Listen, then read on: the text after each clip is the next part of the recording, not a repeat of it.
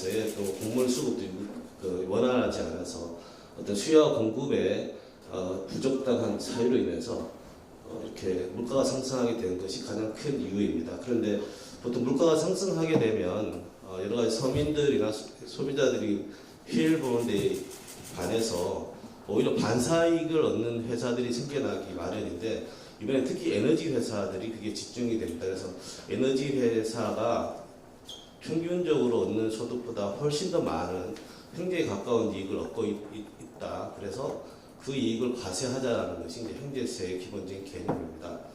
그렇다면 지금 현재 유럽, 특히 유럽을 중심으로 해서, 유럽 같은 경우는 겨울에 난방비가 굉장히 좀 큰 부담이 있는 가운데서 너무 과도하거나, 그리고 기업이 그러한 노력을 자체 노력으로 해서 벌었다고 보기 힘들거나 아니면 부당한 것으로 회사들은 그렇게 환율의 영향을 또 받고, 또 원유 가격이 상승한 것을 원재료로 해서 제품을 생산하기 때문에 실제로 우리나라가 외국의 유럽에서 또 미국에서 횡재세를 도입한다고 해서 그게 우리나라에 맞는지에 대해서는 조금 더 면밀하게 볼 필요가 있습니다. 특히 최근 그 수입 물가 형태를 보면 가장 상단 이쪽에 두 번째 칸에 보이는 게 이제 원유입니다. 천연가스. 그런데 우리나라가 이제 수출 제일 많이 하는 것이 반도체인데, 반도체와 관련된 부분들 보면 제 하단에 있습니다. 지금 현재 우리가 반도체와 정유가 국내 수출의 1, 2위를 다툴 정도로, 정유가 그렇게 수출 많이 하는지 사람들 모르더라고요. 이렇게 1, 2위를 다투는 품목인데, 공통점은 또 국제적인 시장 가격에 있어서 영향을 대단히 많이 받습니다. 특히 반도체 같은 것도 우리나라 기업이 1, 2위를 차지하고 있지만, 실제 메모리 반도체 같은 경우는 시장의 그 수요에 따라 가지고 가격이 굉장히 영향을 많이 받습니다. 그런데 우리가 그 매 분기별로 그 주식이 아니라 기업의 영업이익 같은 것들 발표되지 않습니까? 그래서 뭐 삼성전자가 역대 뭐 11년 만에 최고의 그 영업이익을 실적을 거뒀다, 뭐 이런 기사들은 여러 번 보는데, 그것을 보고 이거 너무 횡재한 거 아니야? 이렇게 그 반도체 가격이 급등했기 때문에 일어나서 이것은 별도로 과세해야 된다라는 말은 제가 한 번도 들어본 적이 없는 것 같습니다. 그런데 현재 이제 외국에서 일어나는 그 석유 회사에 대한 과세에 대해서, 우리도 석유를 판매하는 사람들이 있으니까 사실 정제된 석유지 않습니까? 거기에 대해서도 횡재이익을 과세해야 된다는 논리가 당연히 받아들이는 것은 좀 문제가 있지 않나라는 제 개인적인 생각입니다. 그런데 왜 이렇게 우리나라에서 이렇게 문제가 되었냐는 것은, 사실 그 경제학적으로, 아까 경제학은 그나마 어떤 이론적인 그 횡재이익이 뭔지 초과이익이 뭔지에 대한 개념적으로는 접근했지만, 법학에서 이거 자체를 아예 시도도 하지 않았거든요. 조세법에서 특히. 그래서 실질적으로 이런 문제가 발생한 것은 국내 과세 체계에서 초과이익에 대해서 과세하는 개념 자체의 정립이 없었기 때문이라고 봅니다. 일단 그럼 다른 주요국의 횡재세 도입 과정을 좀 보겠습니다. 특히 유럽연합 같은 경우는 이제 에너지 가격을 안정화하기 위해서 여러 가지 방안들을 지금 긴급하게 내려놓고 있습니다. 첫 번째가 에너지 가격 상한제입니다. 처음에는 이제 피크 시간대 수요 감축은 이제 간접적인 방법인데, 수요를 감축하게 되면 뭐 예를 들어 이제 발전소를 짓는다든지 기본적으로 들어간 초기 비용들을 갖다가 더 이상 확대하지 않아도 되기 때문에, 실제로 가스가 도입되지, 가스 가격이 올라가게 되면 또 전기를 많이 쓸 수밖에 없지 않습니까? 그런 측면에서 보면 그 피크 시간대에 가격을 통제한다든지 아니면 수요를 감축시켜서 좀 수요가 좀 줄어들게 되면 그만큼 투자 비용이 적게 되니까 당연히 소비자 가격이 떨어질 거라는 것 때문에 실시하고 있고요. 두 번째는 실제로 전력 생산하는 기업에 대해서 수익을 상환시키는 것까지 이렇게 하고 있습니다. 그리고 소비자들에게도 이제 인센티브를 도입해서 적게 쓰는 경우에는 훨씬 더 요금을 깎아준다든지 이런 기본적인 노력들을 하고 있고요. 그 다음에 한 가지 방법으로 추가적으로 이제 기여금, 연대 기여금이라는 형태로 횡재세를 부과한다는 것입니다. 횡재세를 부과해서 얻는 수익은 이미 이제 지출될 것이 정해져 있는데요. 우리 직접 소비자들에게 이전해서 이제 따뜻한 겨울 날 수 있도록 도와주는 것과, 그 다음에 그 소비를 감축하는 기업에 대한 인센티브로 해서 각종 세제 감면을 준다든지 직접적인 지원을 하는 것을 계획하고 있습니다. 또한 지금 이제 러시아에 종속되어 있는 이 에너지 분야에 있어서 독립할 수 있도록 재생에너지 개발 쪽에 사용할 수 있도록 이렇게 지원을 분배하겠다는 계획을 가지고 있습니다. 이 유럽연합의 이제 그 연대 기업이라고 불리는 횡재세 같은 경우는 기본적으로 러시아 에너지 의존도를 탈피하는 게 가장 주 목적이라고 볼 수 있습니다. 그래서 재생에너지 비율을 최대한 45%까지 높이겠다 해서 실제로는 자금의 거의 대부분은 인센티브로 이렇게 지급할 것을 계획하고 있습니다. 이탈리아 같은 경우도 제가 유럽에 지금 횡재세 도입한 국가들을 다 찾아봤는데 다 산유국입니다. 뭐 폴란드든 뭐 이탈리아든 스페인이든 다 산유국가라서 실제로 이게 석유 기업에 대한 과세는 가능하다고 봅니다. 그래서 실제 전기나 가스 회사들 또 석유 회사를 대상으로 과세하고 있고요. 특징적으로 이탈리아는 이게 단기 순이익이 아니라 그 기간별 부가치를 해서 부가치의 차이에 대해서 이제 횡재이익으로 보겠다라는 건데 여기 좀 문제가 있는 것이 여기에 기업의 실질적인 영업 활동에서 횡재이익이 뭔지를 나타내는 수치로서는 이게 부적당하다는 겁니다. 우리나라 법안에서도 마찬가지로 문제는 지적할 건데요. 실제로 횡재이익인지 어떻게 되는지에 대한 나누는 것이 아니고 예를 들어서 M&A를 해서 갑자기 기업의 부가가치가 상승하고 매출액이 늘었다 그러면 이게 횡재이익하고는 상관없을 수도 있는데 그런 부분들이 좀 제대로 나타나지 않는다는 거죠. 그리고 그래서 이게 위헌 제청이 된 상태라서 횡재세 법안은 좀 이탈리아 같은 경우는 좀 봐야 될 것 같습니다.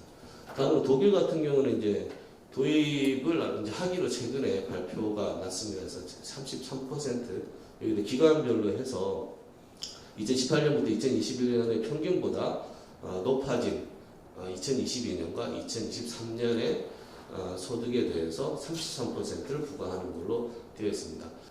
스페인 같은 경우에는 좀 특징적인 것이 우리나라 용해의원 법안처럼 실질적으로 석유기업 외에 지금 금리 상승으로 해서 예대 마진의 혜택을 많이 받는 은행에 대해서 직접 과세하려고 이제 시도한 첫 국가라고 볼 수 있겠습니다. 영국이 횡재세가 굉장히 좀 오래됐습니다. 근데 영국 같은 경우도 처음 시도할 때에 예대 마진에 대해서 좀 컨트롤하기 위해서 은행을 먼저 했고요. 그리고 같은 해에 또 이제 국회 이제 석유 회사, 그리고 가스 회사를 과세 대상으로 횡재세를 도입했습니다. 그 이후에 이제 국유 기업들이 민영화되면서 나타나는 그 이익을 어차피 국가에서 가져가야 될 것인데 민영화하면서 민간 기업에 이전되는 일부분을 국가에서 이제 환수할 수 있도록 하기 위해서 횡재세가 도입됐고요. 여기도 국회에서 나는 소리가 굉장히 많습니다. 그래서 이 석유 회사와 가스 회사를 대상으로 횡재세를 도입하였습니다. 물론 좀 특징적인 것은 여기는 굉장히 투자에 혜택을 많이 주기 위해서 슈퍼공제라고 합니다. 그래서 거의 90%를 돌려주는 형태로 이렇게 장려하고 있습니다. 다음 미국 같은 경우는 미국은 전쟁 때에 특히 1, 2차 세계대전을 겪으면서 그 과도한 이익을 얻었던 회사들, 특히 1차 대전 때 8%를 정상 영업이익률로 보고 그것을 초과하는 것에 대해서는 거의 100% 가까운 환수도 했던 적이 있습니다. 전쟁과 같은 아주 특별한 상황이기 때문에 가능했고요. 그다음 오일 쇼크 때 우리 1, 2차 오일 쇼크가 1970년대에 있었는데 그때에 특히 외국의 석유 가격은 높아지는데 미국도 산유국이지 않습니까? 국내에서 생산되는 석유에 대해서 횡재세를 부과했습니다. 최근에 대해서 여러 가지 입법 논의가 있습니다. 소비세 형태든 아니면 소득세 형태든 논의가 되고 있고, 어쨌든 논의가 되고 있습니다. 통과될지는 잘 모르겠습니다. 여기도 약간 반발이 좀 많아서. 다음 이제 입법 목적이 과연 타당한지에 대해서 좀 우리가 좀 봐야 될 것 같습니다. 진짜 법리적으로 봤을 때에 우리가 횡재세를 과세하는 것이 타당한지에 대해서 좀 봐야 되는데, 이게 원래 그 횡재세는 정상 이윤을 초과한 것에 대해서 한시적으로 부과되는 가장 공통적인 사항입니다. 그런데 이게 어떤 게 정상 이윤지에 대해서는 아무도 얘기를 하지 않습니다. 연구가 된 적도 없고 업종별로 또 좀 다르거든요. 게다가 업종별로 이게 투자 규모가 좀 달라질 수밖에 없습니다. 예를 들어서 반도체라든지 그다음에 뭐 석유 회사도 마찬가지고 정유 회사도 마찬가지로 초기 투자 비용이 무지무지하게 들었어요. 몇십조 원 단위로 들어가는데 투자 수익률 고려했을 때 그 영업이익을 갖다가 업종별로 어떻게 나눌 수 있을지 어떤 부분이 뭐 10%가 정상이익인지 이거에 대해서는 아무리 연구 결과 사실은 좀 없다는 것이 가장 큰 단점입니다. 비교 분석해 보면 이게 순서가 이제 발의된 순서입니다. 이성만 의원님이 8월 18일 날 했고요. 그 다음에 9월 1일인 것 같습니다. 영현 의원님 법안이 이제 발의가 좀 됐습니다. 두 가지 차이점은 표와 보신 것 같고, 납세 문제에서 큰 차이가 좀 있습니다. 일단은 뭐 석유 회사가 아니고 우리나라는 정유 회사를 지적적인 타격으로 하고 있는 거의 비슷합니다.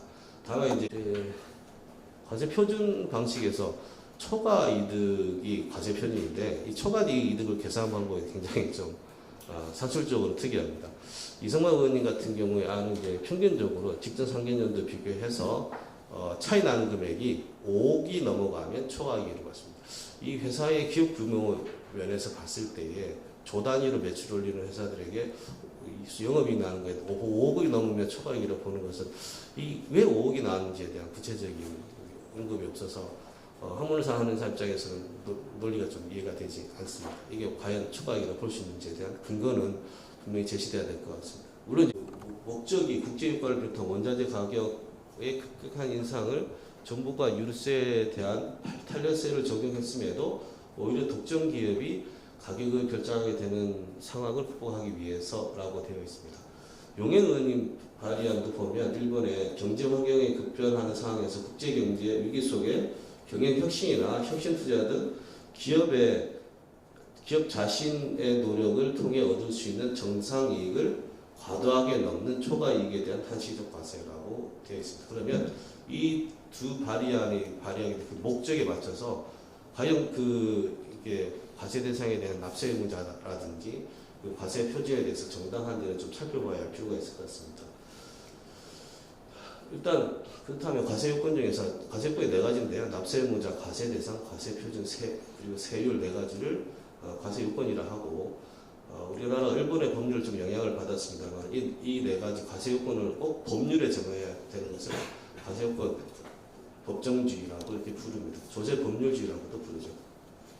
우선 납세 의무자는 용해원안의 정예사가 은행입니다. 그리고 이상만 의원님 같은 경우는 석유정제업자, 액화가스 집단공급업자입니다. 아까 말씀드린 나원준 경제학과 교수님 같은 경우는 정유업계가 시장의 독과점 지배력을 이용해서 인플레이션 기간 동안에 너무 이렇게 이익을 많이 얻었다라고 해서 꼭 과세해야 된다라고 이렇게 얘기하셨는데 산업연구원의 연구 결과를 보면 좀 약간 얘기가 다릅니다. 왜냐 그러면 현재 정유업계의 높은 마진율 원인이 독과점적 시장 구조를 보기에 너무 자료가 빈약하다는 거죠. 특히 지금 현재 제품 가격이 국제 가격으로 결정되는 경우에는 국내 시장의 독과점은 그다지 영향을 미칠 수 없다는 것이 산업연구원의 결과입니다. 정반대라고 볼 수 있습니다. 그 다음에 해외 석유 회사랑 국내 정유 회사를 동일한 잣대에 놓고 지금 납세 의무자를 하는 것이 과연 정당한지에 대한 답변은 좀 많이 피하시더라고요. 그래서 실제로 지금 현재 일단 독점 기업이라고 했는데 국내 정유 회사가 4개밖에 없지 않습니까? 이게 독점화된 이유가 사실은 1994년까지 정유업을 할 수 있는 건 허가되었거든요. 대신에 조건이 굉장히 까다롭습니다. 60일간 쓸 수 있는 기름을 저장할 수 있는 저장 시설도 갖춰야 됐고 여러 가지 요건들이 좀 많았죠. 이제 그게 완화되면서 등록제로 이제 1995년에 바뀌고 이제 보유 기간도 45일로 줄여졌는데 그러면 이게 돈 남는 거고 이익이 많이 되면 여러 대기업들이 정유회사를 할 것 같은데 아직까지 4개밖에 없는 이유는 굉장히 이게 프러스트레이팅이 심합니다. 이익이 어떨 때는 왕창 잃어버리고 몇 조 단위로 잃어버리고 또 얻을 때는 있고 평균해서 보면 거의 다른 일반 업종과 다르지 않는데 투자 대비해서 너무 이게 요동치는 효과가 안정성이 좀 없습니다. 그래서 국내 4대 정유사 같은 경우도 외국 기업과 연합하는 형태라든지 예를 들어 GS 칼텍스처럼 이렇게 외국의 자본을 좀 들어왔다든지 아니면 SOL 같은 경우는 사실은 이란 혁명 이전에 이란 회사랑 합작 회사였는데 지금 그쪽이 너무 혁명화돼서 이슬람 국가 바뀌면서 SOL은 단독으로 남게 된 케이스고 실질적으로 이제 한 회사가 하기는 굉장히 어렵습니다. 그래서 사실 독점적인 구조는 국가가 기간 산업으로 키우기 위해서 한 것이고 하라고 해도 사실은 이게 초기 투자 비용이 워낙 많이 들기 때문에 안 하거든요. 근데 최근에는 그래서 오히려 석유화학 부분으로 넘어갑니다. 여러분들이 많이 들어본 케미칼 회사들이 마진율이 상당히 좋습니다. 정유 회사보다 훨씬 높기 때문에 정유 회사로 투자하지 않고 오히려 케미칼 쪽으로 많이 새로 회사들 투자하는 경향이 있습니다. 그래서 사실은 독점이라고 대기업의 횡포 이런 거는 정유업계에서 상당히 좀 한 번은 생각하고 말해야 될 부분입니다. 그래서 실제로 지금 현재 거의 횡재세를 도입하거나 논의하는 국가들은 산유국입니다. 우리나라는 동해에서 가스 나는 게 작년에 끝나가지고 사실은 우리도 산유국이 한 10여 년이었는데 지금 현재 산유국이 아니지 않습니까? 100% 정유만 하는 경우인데 실질적으로 이 원유 가격이 20달러에서 100달러 올라가면 시차는 비용은 똑같습니다. 늘 들어가는 비용인데 근데 갑자기 5배를 많이 벌지만 정유하던 곳은 20달러에 들어오는 원유를 100달러에 들어가가지고 하는 거기 때문에 실질적으로 횡재했다고 볼 만한 이익인지에 대해서 좀 생각해 봐야 됩니다. 동일한 잣대에서 볼 수 없다는 거죠. 그래서 국내 정유사 같은 경우에 실제로 수출 수입 비용을 보게 되면 수출이 55%에서 58% 정도 됩니다. 그리고 마진율을 따지면 국내의 내수보다는 수출이 마진율이 훨씬 높아서 영업이익 측면에서 매출의 비율이 높고 또 마진이 높기 때문에 실질적으로 이익은 수출에서 차지하는 것들이 많거든요. 근데 국내 기름 한 방울 안 나는 회사들이 왜 해외에서 수출이 잘 되느냐는 워낙에 품질을 잘 만들어서 우리나라 정제 시설이 거의 세계 1등급이기 때문에 세계 1을 차지할 정도로 이렇게 높기 때문에 수출이 훨씬 많습니다. 그런 측면에서 보면 외부 시장 요인 때문에 이제 기업의 노력 없이 얻었다는 그 횡재이익이라 정의에 정유사는 좀 따뜻할 것 같습니다. 사실은 이렇게 기술 개발하지 않고서는 그렇게 수출을 많이 할 수가 없거든요.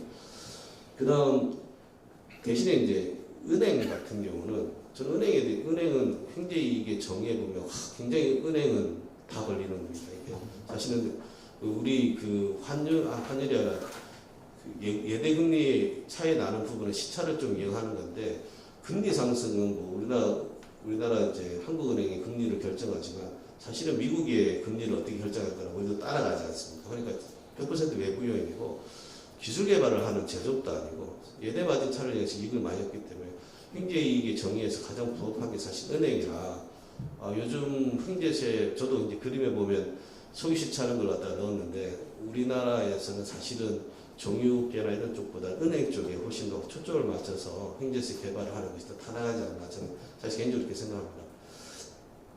그리고 실질적으로 업종별로 어떤 초과이익에 대한 개념을 이런 업종을 타개하는 것보다는 장기적으로 봤을 때는 초과이익에 대한 법률적, 경제적 개념을 좀 정립해서 과연 이것이 필요한가에 이거에 대한 과세가 필요한가에 대해서 사회적 합의를 거치는 것이 반드시 필요한 수순이라고 말할 수 있겠습니다. 그래서 정상 이윤을 초과하는 것이 초과이익이라고 하면 그럼 실질적으로 계산할 때 리스크를 고려해서 투자 대비해서 원금 회수 비율이라든지 단순한 이익의 증감으로 과세할 것이 아니라 정상 이윤의 범위를 갖다가 누가 보더라도 합리적일 수 있도록 최선의 노력을 한 결과에 따라서 과세해야 될 필요가 있을 것 같습니다. 특히 소기업 정유회사는 좀 수익구조가 좀 많이 다르죠. 그리고 특히 이제 입법 취지가 아까 이성만 의원님 발의안도 마찬가지고 용해 의원도 같은 얘기입니다만 이게 유류세를 인하했는데 소비자 단가는 떨어지지 않으니까 이걸 다 정유사가 가져갔다라고 그러는데 그렇다고 치더라도 수출이 거의 60%면 수출을 빼줘야 되잖아요. 수출은 국내에 유류세하고 전혀 상관없는 건데 그런 부분에 있어서 좀 세부적인 디테일이 좀 많이 약합니다. 그리고 소비자 가격 유류세 인하에 내려가지 않는 이유를 좀 추측할 만한 표가 있는데요. 표는 이제 윗문에 나와 있습니다. 보면 유류세가 이렇게 막 내려가는 시점에서 보면 정유사의 판매 가격도 내려갑니다. 그런데 맨 오른쪽에 보시면 세율 두 번째 세율 쪽에 자세히 보시면 주유소 마진은 오히려 올라가거든요. 근데 이게 시점 차가 좀 있습니다. 왜냐하면 주유소가 좀 늦게 도달하는 것이 원유 우리 개별 소비세뿐만 아니라 이제 그 휘발유와 경유는 이제 개별 소비세에 의해 교통에너지 환경세가 부과되는데 다 반출가세입니다. 반출 시점에 가세를 하니까 주위에 쌓아놨던 기름이 나중에 소진되고 나서 그 세금이 적게 이제 탄력세를 적용해서 낮은 세율을 적용받는 이렇게 들어와가지고 파는 시점이 좀 늦습니다. 그런 시점 차이도 좀 발생을 하거든요. 그래서 실제로 이렇게 좀 따져보면 그 유류세 인하가 되고 나서 판매 가격이 별로 변동이 없는 그런 시간차에 대한 부분도 있고 또 마진율에 있어서 보면 정유회사가 가져가는 것이 아니라 사실은 이 주유소가 가져가는 마진율이 훨씬 더 크다는 점을 보면 이게 법안을 당초에 발의했던 입법 목적과 좀 다를 수 있다라는 생각을 좀 해봤습니다. 같은 경우는 특히 마진율에 대해서 분명히 예대 마진을 측정할 수 있기 때문에 오히려 과세하는 것이 굉장히 좀 쉬울 거라고 생각됩니다. 그리고 과세 표준에 있어서 이게 세무상으로 과세 표준을 산정하는 방법이 기본의 세법 체계 내에서 있거든요. 단기순에 무조건 과세하는 방법으로는 맞지 않습니다. 이 가산주도 소득을 개선하기 위해서는 이게 여러 가지 세무상 조정들을 좀 많이 하거든요. 그래서 실제 은행 같은 경우에는 여기 단기순이익으로 또 하게 되면은 우리가 영업이익은 많이 발생했는데 단기순을 줄이기 위해서 급여를 갖다가 상여를 갖다가 다 줘버리게 되면 단기순이 뚝 떨어집니다. 그럼 그런 경우에 단기순이익에서 역으로 발산해서 이렇게 현재에 가까운 이익을 얻은 은행의 임직원들한테 주는 성과급에 대해서는 송금불상입시켜서 과표에 다시 산입시켜야죠. 그런 노력들이 없습니다. 그런 디테일에서 이 두 법안이 좀 약하다는 점을 지적하지 않을 수 없습니다. 다음 이제 세율인데 헌법상의 과잉금지 원칙을 좀 준수하려고 그러면 적당한 세율이 좀 돼야 될 것 같습니다. 우리가 일반적으로 횡재했다 그러게 되면 우리가 살면서 복권 당첨, 로또 1등 당첨이 아마 가장 횡재라고 할 수 있을 것 같아요. 긍정적으로. 그런데 이 로또 당첨돼도 그 세금을 30% 내거든요. 3억 초과. 과거에는 20%였었는데 과거 200억을 당첨된 사람이 나오고 난 후에 뭐 이렇게 말이 있어서 30% 올라간 지가 10여 년 됐습니다. 그러니까 그런데 지금 현재 횡재세에 대한 과세 방식법은 최고 50%까지 과세를 고려하고 있다는 점에서 보면 이게 과연 적절한지에 대해서 한 번 더 고민을 좀 해봐야 될 것 같습니다. 특히나 지금 현재 뭐 은행 같은 경우는 좀 제외하고 정유회사 같은 경우는 굉장히 이렇게 정상적인 영업 활동을 하는 도중에 사실 어떻게 보면 이렇게 이익이 좀 늘어난 경우지 않습니까? 이게 뭐 나쁜 짓을 부당한 행위를 하다가 걸린 것도 아니고 뭐 이렇게 조세 면탈하기 하다가 걸린 것도 아닌데 이렇게 징벌적인 수준으로 세율이 높은 것은 한번 고민해야 될 것 같습니다. 정상적인 영업 활동을 지원한다는 측면에서 합리적인 수준에서 결정돼야 될 것으로 보입니다.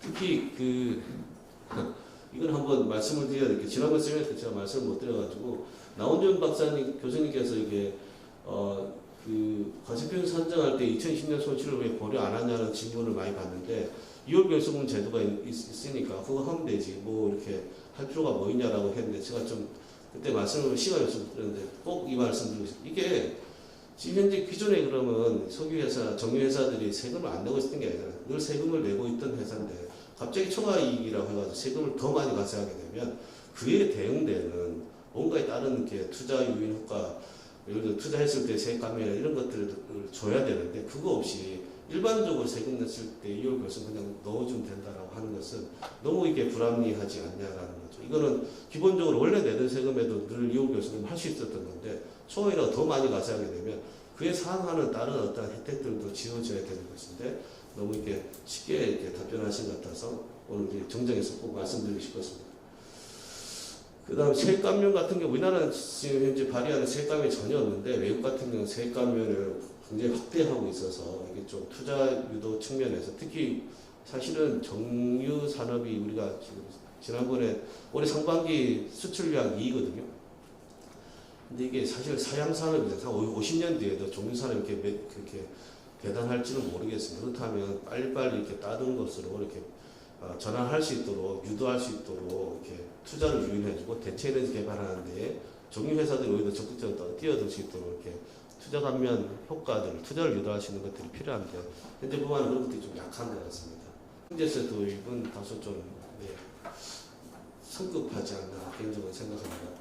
그래서 사실 독일 같은 경우 유니퍼라는 큰 회사를 공적 자금을 주고 이렇게 구제하려는 노력인데 반해서 우리나라 정유사들은 오히려 지금 위기 상황에서 수출도 늘려가고 있고 우리나라 우리나라 유가가 월쇼크 이후에 그나마 안정되는 데는 정유사들의 어떤 투자 개발 노력이 있었다고 봐야 되거든요. 이게 만약에 우리가 정유 회사가 국내에 없고 해외에 있었으면 훨씬 더 높은 가격으로 아마 가격이 책정됐을 겁니다. 인도네시아 같은 경우는 산유국인데 정유사가 없어가지고 휘발유당 가격이 얼마 전에 가니까 리터당 1,000원 하더라고요. 산유국인데도 불구하고 그런 거 보면 실질적으로 정유회사가 우리나라에 차지하는 그 경제적인 어떤 물가 안정 효과 굉장히 있다는 것을 부인하지 못할 겁니다. 하지만 이제 은행 같은 경우는 실질적으로 한시적이 아닌 연구세 형태로 과세해서 연내 마진의 폭을 조세의 재정적 기능, 물가 상승에 대한 그 기능적인 측면에서 억제할 필요가 있다. 그래서 실질적으로 횡재세에 대한 부분들은 은행업계를 중심적으로 해서 조금 더 연구될 필요는 있다. 개인적으로 생각합니다.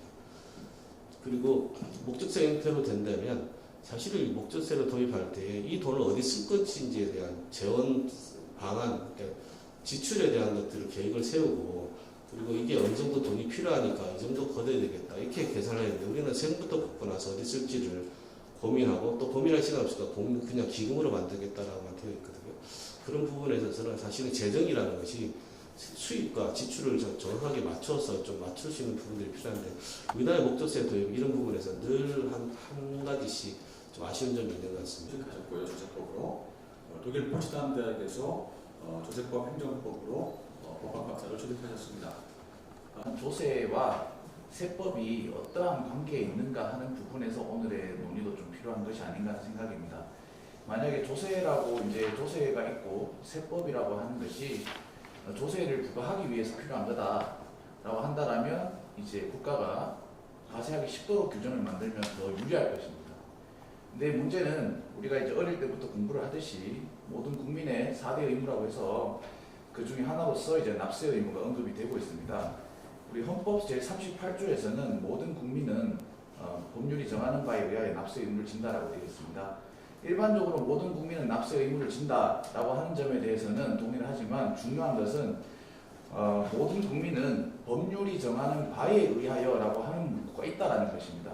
그렇기 때문에 기본적으로 세금이라고 하는 것은 우리가 사적 자치라고 하는 기본적인 생활관계에서 벌어들인 소득에 대해서 일부분을 국가나 지자체와 같은 과세권자가 강제적으로 가져가는 것이기 때문에 법률이 정하는 바에 없다라고 한다면 이제 그것이 소득이 있다고 하더라도 그것을 이제 정당하게 이제 조세로서 가져갈 수 있는 논리가 성립되지 않는다라고 하는 점입니다.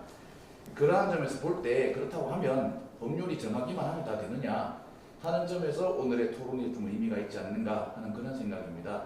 그래서 과연 사적 자치의 원칙에 따라서 여러 기업들이 이제 정상적으로 열심히 이제 소득을 벌어들인 부분에 대해서 그것이 초과이득 혹은 횡재라고 하는 부분에 대해서 그러한 것을 논리로 해서 과세를 하는 것이 과연 현행법에서 타당한가, 그게 정당하게 행해질 수 있겠는가, 혹은 그것이 그러한 과세 대상이 되는 납세 의무자들이 충분히 납득하고 순응할 수 있겠는가 하는 부분이 중요한 것이라고 생각이 듭니다. 그렇기 때문에 이러한 부분을 볼 때 아까 말씀 주셨던 부분들에서 외국 사례도 말씀을 주셨는데 이 횡재세 부과가 탄소 중립 사회 이제 우리가 지금 직면해 있는 부분과 볼 때 다른 외국들에서는 뭔가 이 에너지 기업들에 대해서 좀 투자를 유발한다거나 혹은 그러한 지원들을 하고 있다는 점에서 볼 때 좀 탄소 중립 사회를 위해서 사용하는 재원에 이 세금을 사용하고 있는 것이 아닌가 하는 그런 생각이 좀 들었습니다. 물론 좀 더 디테일한 부분은 좀 살펴봐야 되겠지만 큰 카테고리에서 볼 때는 과거에는 이게 횡재에 대한 과세였다 하더라도 현재 지금 상황에서 볼 때 외국에서 행해지고 있는 과세 형태를 보면은 단순히 횡재라고 하는 측면보다는 좀 더 공익 혹은 이제 명분에 있어서 지금 이제 국제적으로 직면해 있는 탄소 중립과 같은 이런 이제 근거들이 과세 논리로 자리 잡고 있는 것이 아닌가 하는 생각도 좀 들었습니다. 그 다음에 행제세의 과세 대상 혹은 납세 의무자로 지금 언급되는 부분들이 주로 이제 석유 기업들 같은 경우들인데, 이러한 부분들에 대해서 그 과세를 정당화하는 근거로서 또 하나 살펴본다고 한다면 이제 환경 오염에 대한 책임을 지는 경우들이 존재한다라고 하는 것이죠. 그렇기 때문에 이런 석유 기업들이나 이런 기업들의 경우에는 환경에 대한 영향을 미치고 있기 때문에 이러한 부분에 대해서 과세를 좀 더 해야 되겠다 하는 점에서는 그 필요성을 조금 동원할 수 있지 않을까 싶은데, 문제는 아까 발제자께서도 말씀을 주셨지만 그 초과이익 혹은 정상이윤이라고 하는 것을 어떻게 도출해내서 기준을 어떻게 마련할 것인가 하는 부분에 대해서는 사실 좀 더 깊이 있는 논의가 필요할 것이라고 생각이 됩니다. 과연 이 A라는 기업의 정상이윤이라고 하는 혹은 통상소득이 될 수 있을 것도 같은데, 이 소득이 얼마라고 하는 부분이 성립이 되어야 이것을 초과하는 소득이라고 하는 것이 개념적으로 정립이 될 것인데, 그것이 지금 쉽지 않은 상황이지 않나 하는 부분에서 과연 이것을 근거로 과세를 할 수 있을까 하는 부분에 대해 현실적인 문제에서 조금 아직 난관이 있지 않는가 하는 생각이 들었습니다. 3년 간의 어떤 기간을 이렇게 설정을 해야 되는데, 사실 29페이지 제가 그 드린 표를 보게 되면은 사실 2022년도 올해와 그 다음 2023년도를 타겟으로 해가지고 과세를 한다고 쳤을 때, 그러면 그 앞에 기간에 보시면은 이제 2020년도, 21년도라든지 2015년부터 19년도까지는 가격이 상당히 떨어졌거든요. 거기에 대해서 어떠한 국가에서 뭐 어떤 떨어진 오일 가격에 대해서 여러 가지 어떤 국가 지원을 해줬는 것인가에 관한 부분이 생기는 것이고요. 또 꼭 이 기간을 선정을 해야 되는 것인가, 아니면 차라리 2011년부터 15년도 사이에 있었던 그 가격 상승분에 대한 부분에서 왜 언급을 하지 않았느냐, 이제 와서 이것을 하는가에 관한 부분도 사실 그 문제가 될 수 있다는 것을 말씀드리고요. 그다음에 이제 최근에 뭐 이탈리아 같은 경우에는 일단 최대한 뭐 매출액에 대해서 25% 정도 과세를 한 것 같은데, 사실 그것도 이제 일률적으로 25% 적용하는 것이 적절한 것인가에 관한 부분이 생깁니다. 그 부분이 바로 이제 대차대전 자본 수익률 업종별로 매우 큰 차이가 있다는 점이고, 이런 경우 생각한다면 업종별로 구분해가지고 적용을 하는 것이 필요하지 않을까 이런 생각이 드는데, 이러한 고려 없이 그냥 무작정으로 그냥 이탈리아에서 이야기했던 그런 논리대로 가져와가지고 지금 그리고 의원님께서 이제 그걸 과세를 하려고 한다는 것은 사실 적절하지 않다는 말씀을 드리고, 그다음에 향후에 이제 세제상 규제가 이제 소급 정도의 장래 이익에 대해서 적용한 경우라면 기업들이 또 장난을 칠 수가 있다는 거죠. 예. 그래서 그렇게 되면은 결국 조세 피행을 또 오히려 유발시킬 수 있는 그런 상황도 발생하지 않겠나라는 측면에서 보면은 이런 이제 행제세 도입이 사실은 좀 어렵지 않나라는 것이 이제 사실 독일에서 계속 이야기가 되고 있습니다. 그래서 독일에서도 지금 정당들은 사실 대부분이 반대를 많이 하는데, 이제 연방재무부 장관 같은 경우에도 오랫동안 반대를 해오다가 최근에 이제 다시 이제 입장을 전환해가지고 이제 과세를 하겠다는 취지로 지금 전환을 하긴 했습니다만은 앞으로 이제 도입에 대한 부분은 이제 사실 좀 저도 아직까지는 불확실하다는 말씀을 드리고요. 그 외에 이제 오늘 발제하신 내용 중에서 제가 좀 몇 가지 좀 정정해야 될 거라든지 좀 더 고민이 필요하다는 것들이 있습니다. 왜냐하면 헌법상 과잉금지 원칙에 해당되는 이제 우리 자료집엔 26페이지입니다. 26페이지 오시게 되면은 세율 파트에서 이제 헌법상 과세금지 원칙을 이제 처음으로 들고 나오셨는데, 사실 우리가 이제 어떤 제도를 도입한다고 했을 때 행제세 도입을 이야기한다고 한다면은 우리가 이제 평등성의 원칙에 관한 부분을 심사 평가를 할 때 척도로 삼는 것이 지금 여기서도 언급해 놓은 것 같이 이제 목적의 정당성과 수단의 적절성, 그다음에 최소 침해 원칙과 협의의 비례 원칙이라는 것들을 이용을 합니다. 그러면 이제 목적의 정당성에 관한 부분에 있어서 정말 이 행제세가 필요한 것인가에 관한 논의를 하게 되고요. 이 행제세의 목적이 무엇인가에 관한 논의를 하게 되는데, 제가 이제 만약에 이렇게 이제 글을 좀 쓴다고 한다면 이제 참고를 하시라고 제가 말씀을 드리는 거거든요.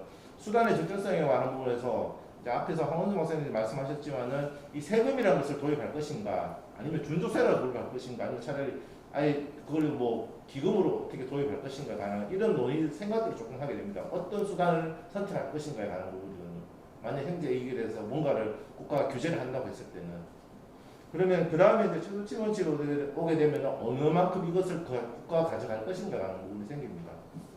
거기에 대해서 이제 세율이라든지 뭐 과세 대상에 대해 누구를 대상할 것인지 이런 부분들을 이제 설정을 하게 되는데, 그러면 그때 이제 설정했던 우리가 생각하고 있던 특정 기업들이 정유회사라고 한다면 이 정유회사하고 그다음에 피해를 입은 그러니까 반사이익을 받지 못한 기업에 대해서 어떻게 나중에 지원할 것인가에 관한 부분들이 나중에 재원활동 부분에서도 같이 논의가 되는 것들이거든요. 이런 부분들이 다 같이 이제 클러치미 원칙에서 같이 하게 되고요. 그다음에 이런 내용들이 이제 결국은 협의의 비례 원칙이라고 해가지고 이럴 때 만약에 세금이라는 것을 만약에 부과한다고 했을 때는 그러면 보통 우리가 이제 생각하는 이 세금의 사용 목적을 생각하면 국가나 지방자치의 재원 조달이거든요.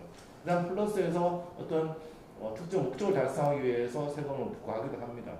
고유가로 인해서 이제 국민들의 어떤 고통을 감내하기 위한 완화시키기 위한 수단으로서 우리가 도입을 하고자 하는데 그 공이 계속 반복되면서 얘기가 나오는 것 같아요. 우리가 과연 초과 이윤을 어떻게 정의할 수 있는가, 이 소위 횡재라는 것을 우리가 어떻게 우리 사회가 정의할 수 있는가, 이 논의 자체만으로도 사실 굉장히 많은 시간과 노력과 논쟁 그리고 그 고민들이 좀 필요한 것 같습니다. 그러니까 우리가 지금 지내고 있는 자유시장 경쟁 체제 하에서 이제 노력을 하면 당연히 그에 대한 일정 부분의 그 보상이 이루어지는 게 이제 인지상정인데요. 사실 기업들도 마찬가지거든요. 그래서 자유시장 경쟁 체제 하에서 이제 시장에서 혁신한 기업들은 살아남게 되고 그런 살아남은 기업들이 이제 초과 이윤을 이제 얻게 되는 것인데요. 우리가 이 논란이 되고 있는 이 소위 그 코로나19 시대에 소위 횡재를 했다라고 이제 그 일컫는 그런 기업들은 사실상 굉장히 많습니다. 쉽게 생각해 보면 진단 키트를 제조했던 그런 기업들도 있고요, 마스크 제조, 그리고 백신 기업들은 말할 것도 없고, 그리고 가전 제품 수요가 폭발적으로 증가하면서 관련 IT 기업들이나 온라인 게임 업들 무수히 많고, 논란이 되고 있는 이제 정의업도 사실은 그 중에 하나이지 않겠습니까? 그래서 또 일각에서는 이제 횡재라는 그 소위 용어를 초과 이윤이다라는 이제 표현으로 이제 우리가 해석을 할 수도 있는데, 사실상 초과 이윤이다라고 하면 그 과세 범위가 무수히 많아지는 것이죠. 그런데 회계학적으로 우리가 초과 이윤이다 하면 근데 전년 동기 대비 영업이익 혹은 영업이익이 높았던 기업들을 모두 다 과세를 해야 되는 것인가? 사실은 굉장히 어려운 질문이고, 그 어디까지를 이제 과연 노력의 대가고 어디부터가 사실은 횡재이고 어디부터가 초과 이윤이다, 이것을 소위 경제학적으로 그 정의 내리기가 굉장히 어렵고, 아까 앞에 그 김신환 박사님 말씀하신 대로 법학적이나 경제학적으로 이런 관련 연구가 없다라고 하셨는데, 이 질문은 사실 그 학문적으로는 대답하기 어렵고 사실은 어쩌면 불가능에 가까운 질문이기 때문에 그렇지 않나라는 제 개인적인 생각들이 듭니다. 그래서 물론 그 정치 공학적으로 판단을 해서 일부 그런 그 시도들이나 혹은 그런 부분들이 가능은 할 수는 있겠습니다만, 적어도 제가 오늘 드리는 말씀은 경제적인 어떤 정의에 부합하는 그런 소위 초과 이윤을 우리가 정의 내리는 것이 이런 토론 한두 번을 가지고는 우리 사회가 답을 내리기는 참 어려운 질문이 아닌가라는 생각을 일단 좀 강하게 그 질문에 대한 그 고민들이 일단 강하게 들고요. 그리고 비단 기업뿐만이 아니라 우리가 소위 횡재라고 하면 그 앞서 미국 의회에서 횡재를 정의를 이제 내렸는데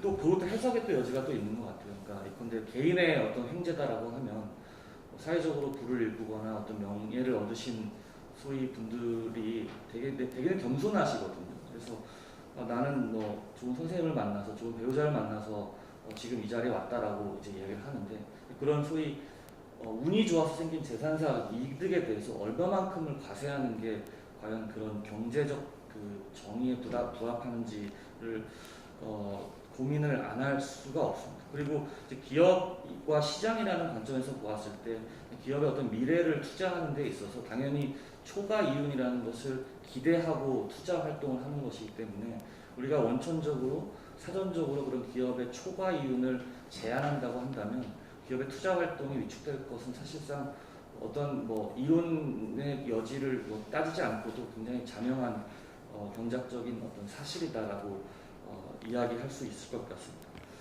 그리고 이제 두 번째로 말씀드리고 싶은 부분은 어찌 되었든지 간에 우리가 어떤 국회 입법 논의를 통해서 횡재세가 도입되었다 하더라도 과연 그 횡재세가 추구하는 그 소위 입법 목적이 경제학적으로 과연 달성 가능한가를 따져보지 않을 수가 없겠는데요.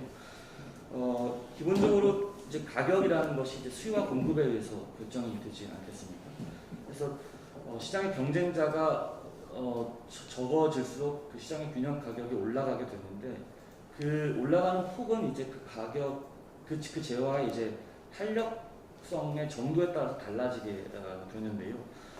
이번 논란의 이제 중심이 되고 있는 정유업 그리고 석유 제품, 즉 휘발유와 경유는 단기적으로 굉장히 비탄력적인 재화입니다. 그래서 이러한 비탄력적인 재화의 가격은 기본적으로 공급자로부터 최종 소비자에게 전가되는 경향은 우리 경제학에서 아주 오랫동안 실증적으로 연구한 현상입니다. 그래서 그 1776년 이제 경제학의 아버지라고 불리는 이제 아담 스미스가 쓴 북부론의 이제 유명한 예시를 하나 인용을 해보자면 우리가 저녁 식사를 하는 것은 이 푸죽간의 주인과 그 빵집 주인의 어떤 따뜻한 배려하는 남을 이렇게 먹이고 싶은 그런 마음 때문이 아니라 사실 수요를 감소하는 정책만이 이 소위 지금 일어나는 이 고유가로 인한 국민적 부담을 완화시킬 수 있는 그 아주 시장에 순연하는 자연스러운 어떤 정책이 될 것이고 이 횡재세 도입과 같은 어떤 공급자의 비용을